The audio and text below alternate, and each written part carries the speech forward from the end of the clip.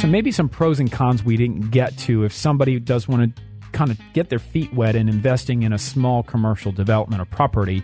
Let's talk about some of those pros and cons real quick, and then we'll go into our third way of creating wealth. First, on the pros side, there is a credibility associated with real estate in general. And a bank, when they're going to go and lend, or if you have all cash to put into a property, you want to make sure you scrub the credibility of the asset you're talking about. Is this something that has had a history of income with it, or is it a challenge property? If it's a challenge, there's going to be a greater hurdle to get financing in place. A lot of people say, well, I want to go from the ground up. I want to find a piece of land and I want to build a new retail center. Well, there's a tremendous amount of risk associated with the building process. Or cost. And cost. Right. And the opportunities to simply step into either a retail condo or a retail space that's already built is one that is, I would advise for initial folks to plug in. It lowers the risk. It's the structure's there.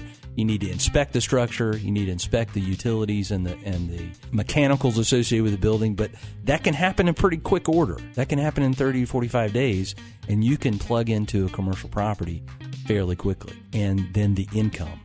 Is there verification out there? You just need to understand completely, is there a CPA involved? Are they audited books associated with an income property? And does that property allow for the income people are stating?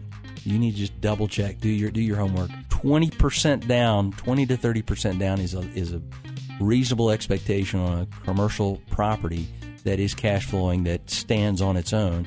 You've got to factor in vacancy rates. You got to factor in maintenance and the overall management of a property, not unlike a residential property. But what you also want to make sure is that there is some reserves set out there, and there will be rainy days, and you want to make sure there will be vacancies. There will be vacancies, and do you have the stomach to go 3 months, 6 months without a renter in your space who may have been paying $3,000 in rent? Exactly. Potentially a joint venture partnership where you've got a group of guys or a group of gals getting together and saying, okay, having a shared risk and shared understanding of the commercial real estate world, it's beneficial to make sure you have a good team in place.